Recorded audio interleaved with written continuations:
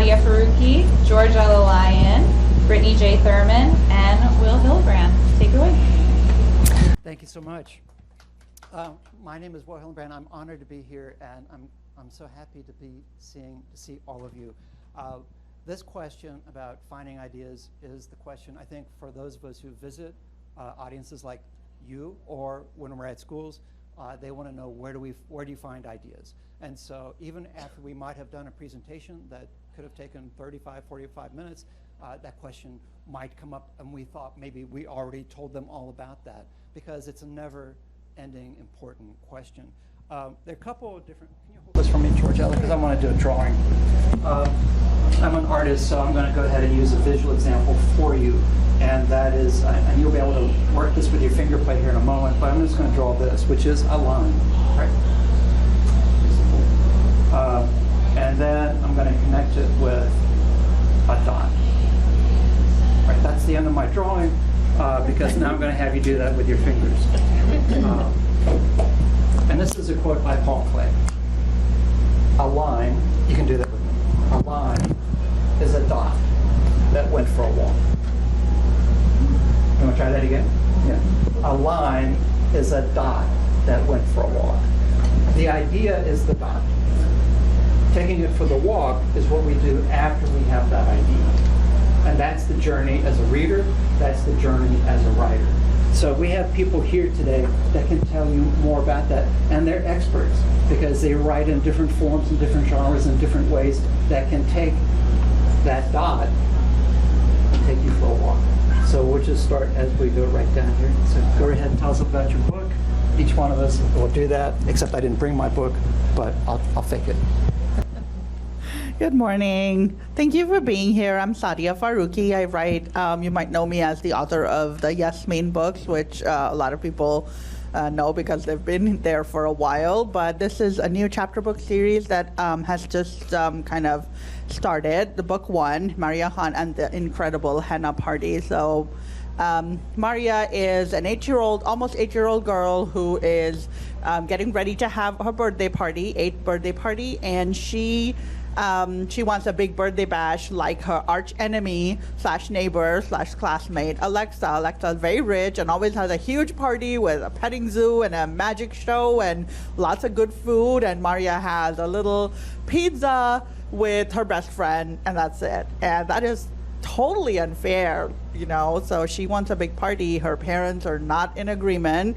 So she decides to scheme a little and try to convince her parents by being extra nice and helpful. But every time she helps one of her family members, things go wrong, things explode and blow up and break, and she's, you know, she thinks she probably won't get her henna party like she wants, but, you know, I don't know. I guess maybe she will. So anyway, yeah, this is the first in a new series. I'm super excited. Most of my books come from my, or ideas from my books, or what I write comes from my own kids. I have 2 kids who are now way older than my audience, 16 and 13, but when they were little, and my first children's book, the first Yasmin book, came about because of my daughter. I based it on her.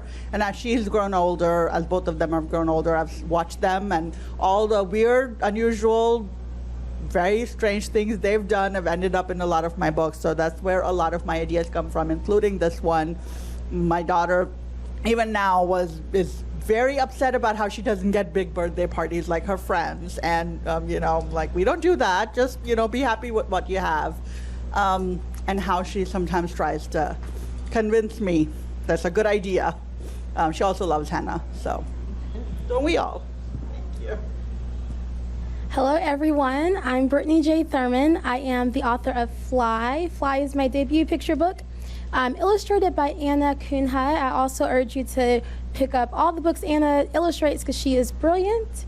Fly is a story about 5-year-old Africa who has a birthmark in the shape of her name. Africa one day sees a poster on a bus that says, "Double Dutch competition this Sunday at noon, meet outside the library." And Africa gets this idea that she wants to compete in Double Dutch, even though Africa has never in her life picked up a jump rope. She decides, I'm going to do this, but of course she does not know how. So through helping through asking the people in her community, Africa learns different skills that she can use in order to double dutch. She doesn't learn exactly how to do it, but she learns things that can help her along the way. As she practices, her brother kind of deters her, saying, "You can't do this," but Africa is still determined, constantly, never wavering, and she ends up competing at this double dutch competition and soaring and flying, as you will see at the end of the book. And my idea for this book really came from my childhood. I think that a lot of my ideas come from who I was as a kid. And in particular for this book, it came from who I wasn't. I wanted to be adventurous as a kid. I wanted to do things like double dutch and go try out for soccer and go swimming and talk to a room full of people. But I was very reserved. I don't like to say shy. I was just reserved. I was quiet. I was in my bubble. I was observing what was around me. So sometimes I did not put one foot in front of the other. I used to work with kids as a library specialist, and I think it's so important for them to recognize the power that they have within themselves and how important it is to try.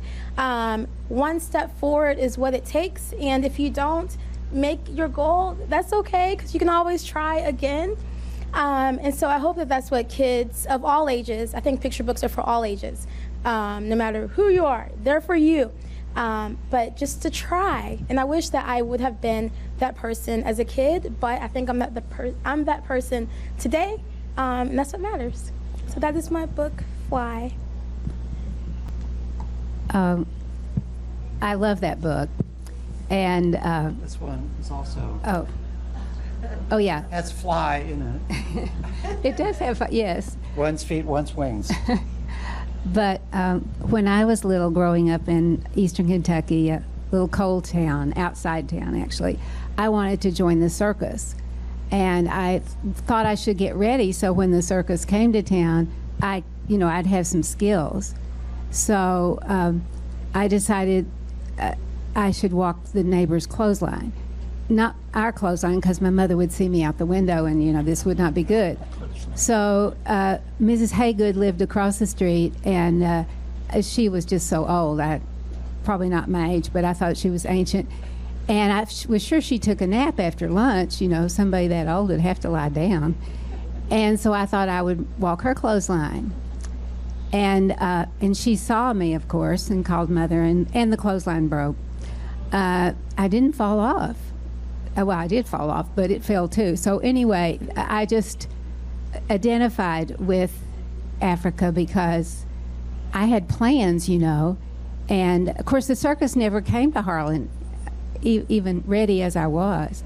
But this book, Time to Fly, grew out of being away from home for 8 weeks to teach at Appalachian State in North Carolina. I was a writer in residence, and I was so homesick.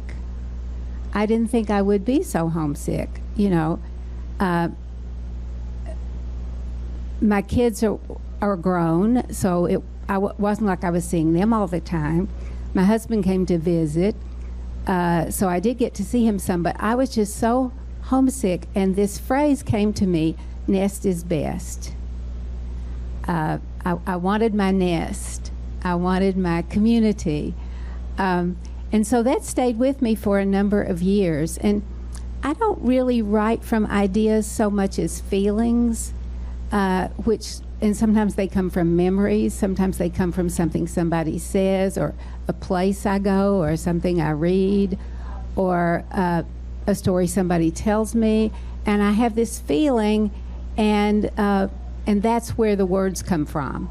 In this case, I had the feeling, and then the phrase "nest is best," the sentence "nest is best" came to me. And so one day, when I was at my desk, I think I was just writing in my journal, which is usually how I begin in the morning.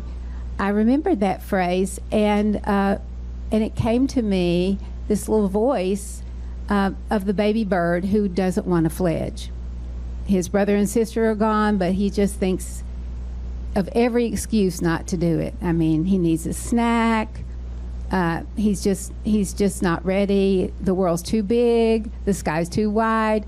And his mama is just she's very patient, but finally she gets so exasperated. And finally she says, in the name of all that sings, you can do it. You have wings.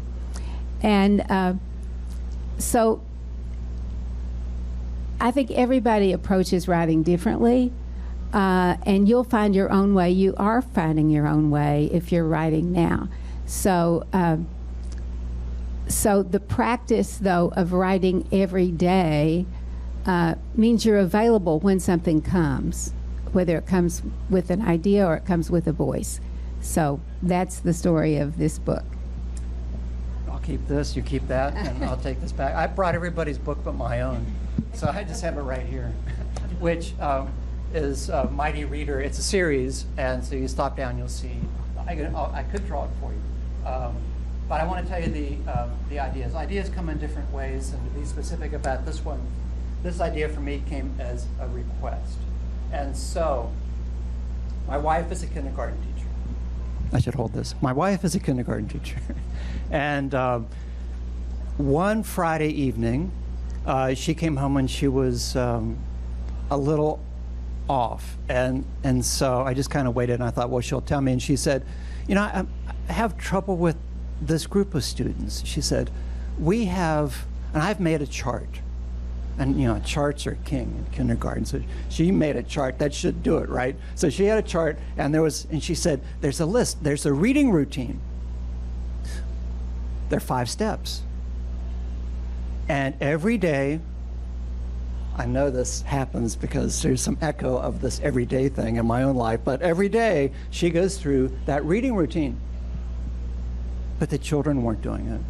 Now, being an illustrator, and she knows I make pictures, so she, you know, I could say, oh, I could step in, right? But I'm just kind of waiting. I hear the headwinds, and then she finds the word. She goes, maybe if you drew pictures, it would help them remember their reading routine. Now, friends, I should tell you, I don't even know what the reading routine is myself, but I know I'll find out.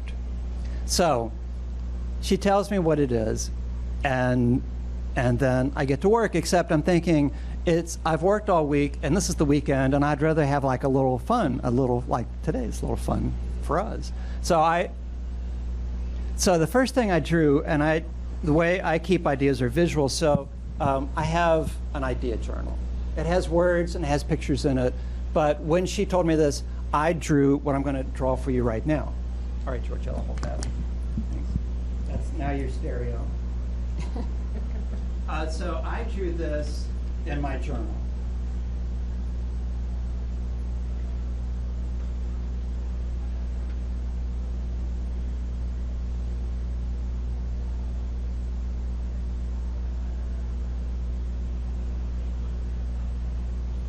There was a dog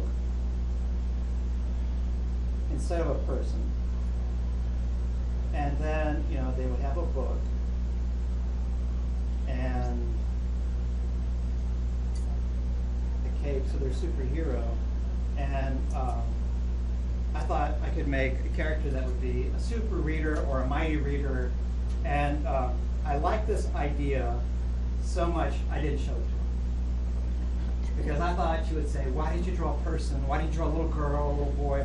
I drew this dog. Well, I love that dog, and I drew him in the other reading routine things, like getting a book out of the book box and things like that. And then I waited until Sunday evening late, because she needed it Monday morning. And I thought maybe if I put that timing in the right spot, she could only say, yes, I love that idea. And so then, of course, now this is where ideas can be where you feel a little nervous about it, right? Is this a good idea or not a good idea? And for her, was this going to be a good idea or not a good idea? I showed it to her, and she goes, that's fine. So I made it for her, and I was so excited she said that fine. I did it in color for me. And then I liked it so much, I sent it to my editor on Monday morning, and she called back and said, we need to do a book and a series from this drawing. I said, wonderful, but I don't have any other ideas but the drawing of the character.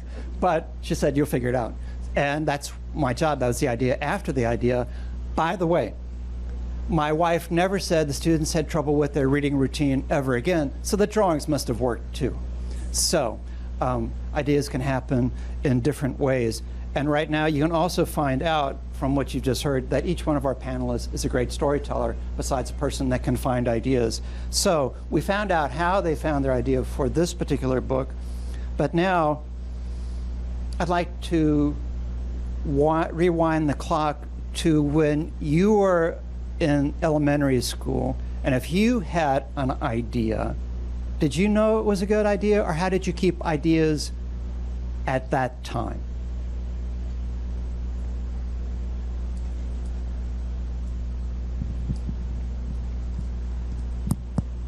I don't remember being in elementary school and writing down my ideas. I really don't. I know that once I was 8 or 9, I started writing stories in my journal, so there must have been some idea generation. But I think that the concept of keeping track of things like that, and even the different ways that ideas can come came to me when I decided that I wanted to be a writer, which was way later in my adulthood. But now I have a place on my computer which is like all ideas and different places that they come from. But as a kid, I was like I don't remember doing that, which probably explains why it took me so long to get published. I don't know. Brittany? I think that for me, as a kid, I remember, and I told kids this yesterday. I had a math teacher. Her name was Miss Marmon. She was not the nicest, and I also didn't like math, so that might be part of it. But I used to sit in her class, and instead of listening to her assignment, I would write stories. And also my mind would wander a lot, which is probably why I was writing stories. And I think that was like the earliest that I remember writing down what the idea was that I had. And I'm glad that I did, because I kept some of those stories that I wrote in the 1st and 2nd grade in the 90s, and I share them with kids today so they can see, like, this was my story when I was in the 1st grade. They always say it's good, which I don't know. But that's how I started jotting down stories. And now I'm not really organized, but I still have that same concept of when my mind wanders, I kind of write it in my phone or write it on a notepad and hope that I remember that I wrote it down somewhere. When I was that age, 7, 8, and 9, I wanted to be a superhero like Yasmin. I wasn't thinking about writing, but by the time I was in the 7th grade, I didn't so much want to write as I wanted to be a writer, because I had this idea that was just so romantic, and because I loved to read. So I decided to write a novel. But I was afraid that people would read it. Now I'm afraid people won't read it. But I wrote it. I made a code of numbers, though I wasn't good at numbers. But I made a code of numbers, and I wrote this in the code. And I got about 3 chapters in, and I lost my code key. So I couldn't read what I had written. And this was very discouraging. And my best friend, who was a math wizard, said, "You don't even like numbers. Why don't you try words?" I said, "Well, what if somebody reads it?" She said, "Well, carry it around all the time." So I started over, and I do think it's better to write with words. I'm a visual person. I think in pictures. So, but I knew from an early age, because I was read to, that I loved stories. One day, before I was in school, and I went to the grocery store with my mom. We could walk. We were in the neighborhood in the city. College Hill is the name of the neighborhood. We walked to the grocery store, and there my mom met a friend from church. When my brothers were at school, I'm the youngest, so my mom started this conversation with this lady, and it just went on and on and on, and I'm waiting, I'm holding on her hand, and then and then I was prepared because oftentimes children already know what might happen before it does, especially predictable adults. So then this lady leaned over to me and she said, little boy, if you could be anything you would like to be when you grow up, what would you be? Now that's not a crisis, that's not an original question. A kid can know that's coming, or maybe the most frequently asked question, and you might change from time to time. But I knew rock solid what I wanted to be, so I answered, I wanted to grow up to be a fire truck. And she said, and she corrected me, she said, you mean you want to be a firefighter? And I said, no ma'am, I want to be the truck. And that ended that long conversation. And on the walk home, my mom asked me, why did I say that? Because sometimes ideas, what is your idea? What's behind it? And I had already clearly thought about all the reasons why I want to be a fire truck. So she asked me, and I was ready for that too. She said, why? And I said, well, it has its own house. I wouldn't have to share a room with my brothers. It helps people in trouble. Comes with a dog.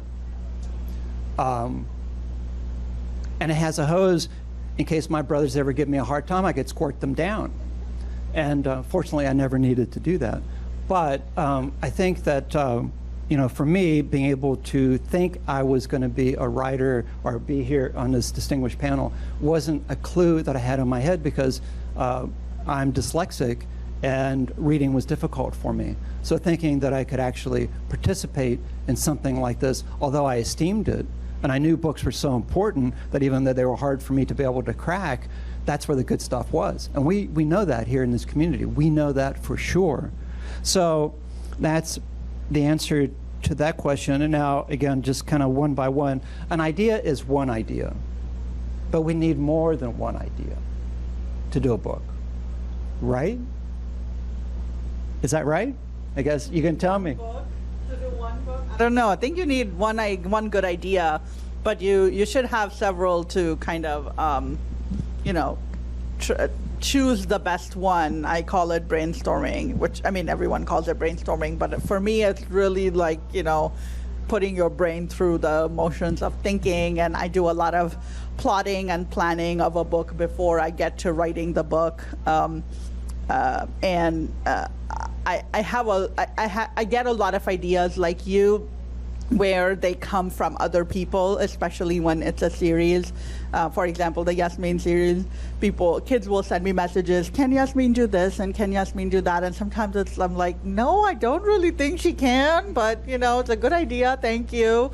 But you never know, So I don't disregard even the craziest of ideas, because you never know how that can lead to another one that might make more sense. Because the truth of the matter is that you can have a lot of good ideas, but translating them into an actual story is a whole different thing. And that's the difference between somebody who is just thinking of being a writer versus doing the work of figuring out how to write a plot, a story, what's going to be the beginning, what's going to be the middle, the end, what's the resolution of the story, what's going to happen in the story.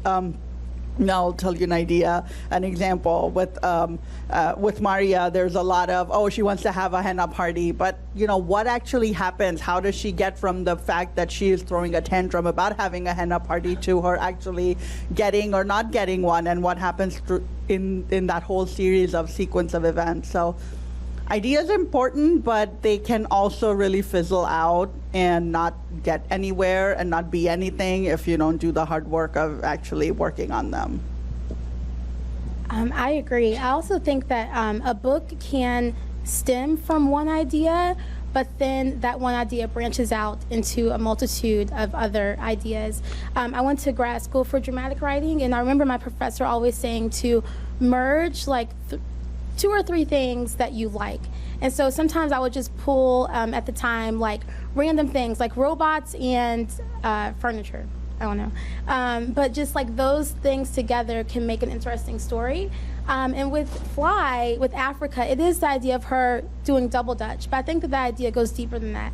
It's the idea of the birthmark and the shape of her name, where she comes from, her ancestors, her history, what she knows is within her that she can do these things. It's the idea of her brother. We all have somebody who has tried to discourage us. And I think that kids can relate to that as well. So I wanted to, of course, add attention to the story and think about where that tension would come from.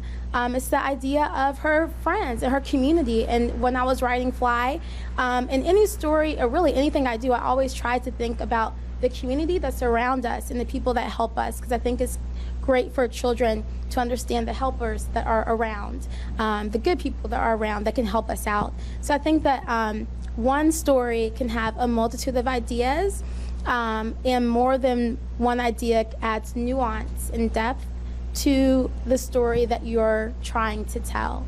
And we can relate to that a little bit better. I think when things are specific, somehow we all relate to it. Well, I wanted to pick up on what Will said about being dyslexic, because when I was a kid, I saw double. And you would all be identical twins. And there'd be twice as many chairs. And so I had problems. I had problems with reading, but I really had problems with numbers, because you just can't add them up if there's more numbers than, and they overlapped. So I didn't get the answer just twice as much as it was supposed to be. But my editor that Dick Jackson, I worked with the most, was dysgraphic. And another illustrator, Peter Catalanato, was dyslexic. And how we all wound up in this business is kind of amazing, But I think because I grew up in a house full of books and had parents and grandparents who told stories, I wanted to be a reader. I was very mad at the end of the first day of first grade because I couldn't read, and they said you'd learn to read when you got to first grade. Well, I went for a whole day, and you just see what a patient person I am. But that experience of having double vision, I think made me a listener. And so I really write by ear. I hear things, and the sound is so important, because picture books are a lot like poems. I learned this from Nancy Willard, who came to the Women Writers Conference here years ago, and she said a picture book and a poem are the closest relatives, because the page turns are like line breaks, or sometimes there's a wordless spread that's like a stanza break. The sound is so important, the emotion is so important, and so reading everything out loud and making a dummy and practicing the page turns to see if they help the story along is really important to me. The experience of writing for kids for me is always trying to find the kid in myself. And since that experience of double vision was so formative, I finally thought, well, maybe I should try to write about that. But I've never been able to I've never been able to show anybody what it was like. And then I realized the illustrator could show what it was like. And so I wrote a book that was first called Jenny the Pirate, but I decided it was too personal. Nobody else would be interested. It was just too much my story. Several years later, when I was clearing out my file of manuscripts, I came on that, and it read totally differently to me, because everybody has something that they struggle with. And if you don't, I didn't know. I thought everybody had double vision. They just didn't run into things. I don't know how they did it. So I began to work on the story again, and it's called The Pirate of Kindergarten. And it turned out that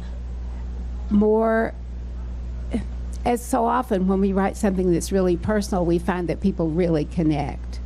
And I learned a lot about my own experience and other kids' experiences, because they would tell me, when I would be in a class with that book, they would tell me what was the thing that they had trouble with. And then I could tell them, this gave me gifts, as it turned out, because it did make me a listener, and I was so determined to read, so that helped too. But again, that didn't come from me from an idea, as from an experience. I think it's just how we're wired differently. E.L. Doctorow said, an idea is something you've fallen in love with that you can't stop thinking about. It's like a love. And of course, that love, as we can hear, also will be tested. And sometimes the test that doesn't work out, because in real life, when you have a love, things will test you within that relationship and your relationship with that story. If you keep thinking about it and trying to solve it. Now, for picture books, it means an experience that has happened, and then you transform it into the world of what's allowed in story and picture books. But now I want to flip this a little bit, if that answers my part of the question. I hope it does. To a two-part connected piece, which is ideas hidden in plain sight, and then perhaps connecting that to you as an audience. How do you find ideas that maybe you have that can be maybe we can offer some practical advice of things that you might think about doing. So, and finding ideas, we've kind of talked about this in a way, whether it's family or childhood experience, we write what we know. So it is familiar in a way that's hiding it, that's hidden in plain sight. We might think, because we know it so well, why does anybody else need to know that? But they might not. We might need to, as creative people, allow you to do what artists like us do, which is allow you to see that idea anew. So, ideas and hidden in plain sight, and something practical that you might be able to offer to the audience that they could use. I write about my family. So, first person to ever think, oh, who's going to care about this is me. But I think that for myself, I've gotten over that obstacle internally of who's going to care about me and my family enough, or how many people will connect to that. So as you can tell, I'm an immigrant. I grew up in Pakistan. I came here to the U.S. More than 20 years ago, so I've spent half my life in one place with one culture and traditions and language and food and dress and everything. And now more than 20 years here in the U.S., and my kids are first generation who were born here and are growing up here in a wildly different life, even though all of us can say that our kids and grandkids are growing up in a wildly different life than they did. But when it's a different culture in a different country and you don't connect with your parents the same way, it's a little bit kind of an additional challenge. So I came into children's books because of that, because my daughter, when she started to read, she was just not reading. She just kept saying, none of these people are like me. I don't want to read about them. They're boring. She was little, but she was very adamant about what she didn't want to read. And I thought, you know what, if I wrote about a girl who's just like her and a family who's just like my family, maybe she'll get into reading because she'll be able to connect. And from that came the first Yasmin book, and then all the Yasmin books, and then all my middle grade novels, and then her, Maria. And along the way, everybody was, thinking and telling me, well, your experience isn't the larger experience. Why would you write about this? But I think that at the end of the day, it was important for me because it was important for my kids, and knowing what I do now about all my readers all over the world. It doesn't matter where you're from and what your family background is. If it's a good story, you're going to connect to it. You're going to find those connections, even if the main character looks different or has a different language or religion. It doesn't really matter. So for me, it was that personal thing of, is anyone going to be interested in a girl like my girl? And then I kept telling myself, well, as long as my girl is interested, if my kids are okay with it, then other kids will be okay too. And it kind of grew from that. What I can give you all as a tip for me is, from me is just, don't discount those little everyday experiences, because I would say 90% of what I write, all my books, whatever age group, come from things that I've seen in my own house. My kids have come home from school and told me something happened, and I would be like, aha, that would make a good book. And they're looking at me like, can you focus on me for a sec? Who cares about your books? But, you know, it's just those little things. So don't discount them. Keep noting them down, writing them down, because you never know. A lot of my books I write today, a story I wrote today might have come as an idea 10, 15 years from now. So don't think it has to be some huge, gigantic, big undertaking of an idea, which comes into a story. It can be a little thing from something you've been doing all your life, or a person you've known all your life and loved, and you want to put them in your story. Because I do that all the time. I think that my ideas, of course, come from my experiences as a child, but sometimes they come from my experience of what I'm going through today or yesterday. Years ago, I was working as a children's specialist in Pittsburgh, and I remember traveling through a neighborhood called East Liberty. And if you've been to Pittsburgh, you know where East Liberty is. East Liberty used to be a neighborhood, mostly African American community, and they tore down a lot of the housing and built a Target and Whole Foods. And I remember specifically seeing on the news the housing development that used to be over there, and going down the street one day and it's not there anymore, and a lot of people were displaced. And so this idea of this story, which of course is not Fly at all, but it was like embedded in my head for years, even after I left Pittsburgh. And I'm writing a story now on the experience of being displaced, a displaced 12-year-old. What is that like for them? I think that, you know, for me, ideas come from the things I see on TV. It comes from the things I witness when I'm walking down the street. It comes from the kids that I used to work with. I dedicated Fly to 3 girls who would come to the library, and they all, I think, are kind of like Africa in the story. They're all ambitious and creative, but my ideas come from everywhere, but most importantly, my experiences as a kid, but also my experiences today. And my piece of advice for you is that I know that we always hear write every day, and I used to think I have to write every single day, but I can't do that because sometimes I don't feel like it.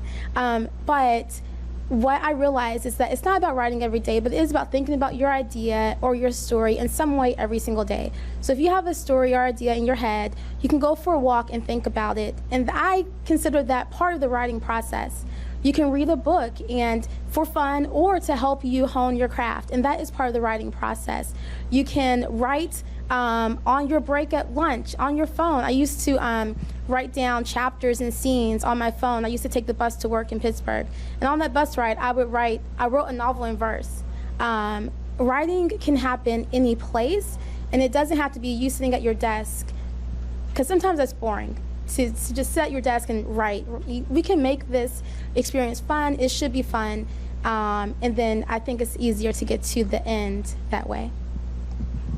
I wanted to go back to what Will said about falling in love with an idea, because that's maybe the point where what I'm saying about writing from a feeling and what you're saying about writing from an idea come together, because it's that falling in love thing that gets me started. I try to write every day because that's what works for me. But I'm also so grateful for the voice memo on the phone, because I tend to get lines when I'm driving. Well, you just can't write when you're driving. I mean, you can, but you may not end up where you wanted to. I had a friend who had Post-it notes affixed to the center of her steering wheel. And one time she arrived at my house and she had driven like an hour and a half, and the dashboard was feathered with these Post-it notes. And I said, what was so important that you risk your life to write it down? And she said, well, just think. So I pulled one off and read it, and it said, shave other leg. So I wouldn't make that a voice memo, but but I do use the voice memo because I can't remember, in the moment. I wanted to say too that some of my books have come from things my kids said that I have written down. But those things are so precious to me, whether any book came out of them or not, but because I'll forget. I read not long ago that I had written, my older son had asked me if God had a closet. And I said, well, I don't know, Ben, but if God had a closet, what do you think would be in it? And he said, a really big jigsaw puzzle.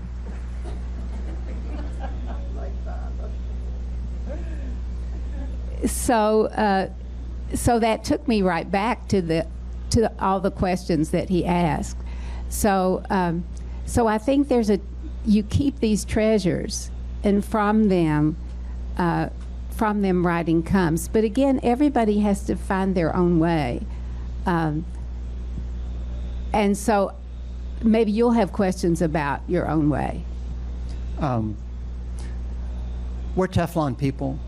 So things happen to us, and if we don't write them down or record them, and I would draw them down, they slide off. We think we'll remember. We usually don't. We might, some other experience may bring them back. So for me, a practical idea is keeping a journal that you like with a pen that you like, and inside my journal, I don't judge ideas. If I get an idea, I'll just put it down.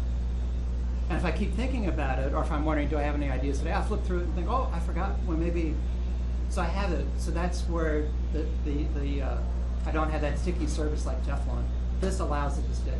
And somehow by writing it down or drawing it down, it becomes resonant. We have the potential to do that. Now, for me, something else happens in that I take those ideas and I make them into book dummies. And so if I think an idea might work, I'll take those sketches and put them down and put the words with it. Because a picture book, you need to see both of those together. And so that's my structure, that's my format. So they often start really small. And I hold them together with a rubber band so I can throw pages in and out. But it allows me, since that's my structure, I want to do a book, I want to do a picture book, it's best for me to begin to make it walk like a duck and talk like a duck and live that like a duck, maybe, if it's a book like I did called I'm a Duck with Eve Bunting. But so I collect ideas, I don't judge them. If I keep thinking about them, I accept them and then see if there's more to do. So with that, how are we doing on our time? We need to wrap it up, all of it, no questions? We can take a few questions.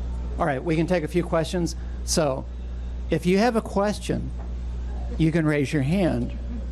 And if you have it for one of us, just point us out if you know our name, or point to us and say, you know, this is my question.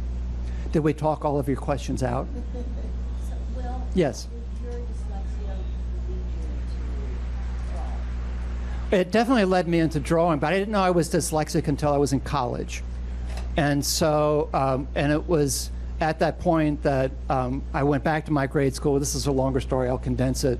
But after I went back and talked to the nun who taught me and said there are things, I did a visualized test at the school when no students were around with their specialists they had at that time. And that's where that's when I knew that it wasn't like I got some things and I didn't others. It was like a binary world of visual things. And she put out a puzzle. I finished it before she even did the stopwatch. So then she said, oh, I've got a friend who taught me, and she's the guru in the area.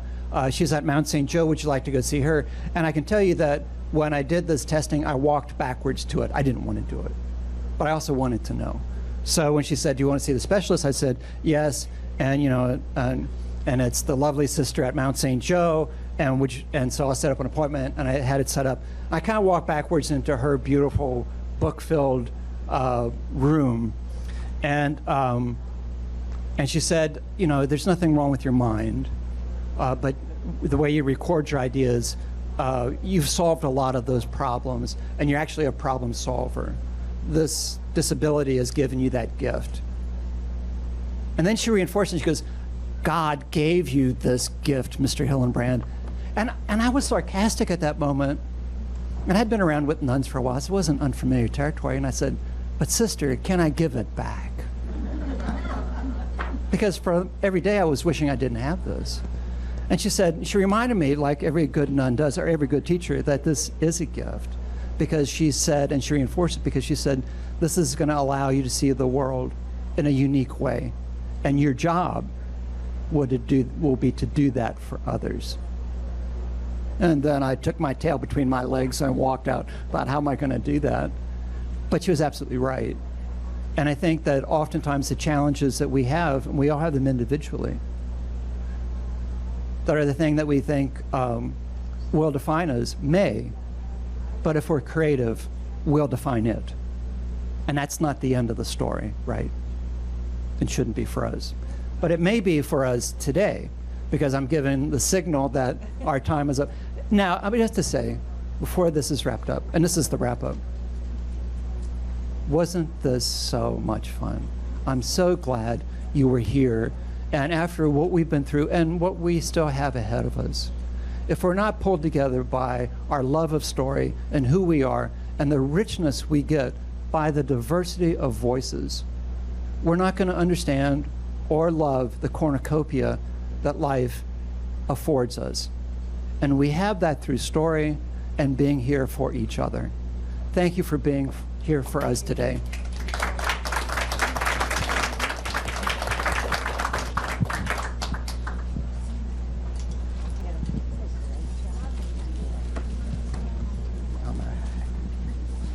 Thank you so much. That means a lot coming from you.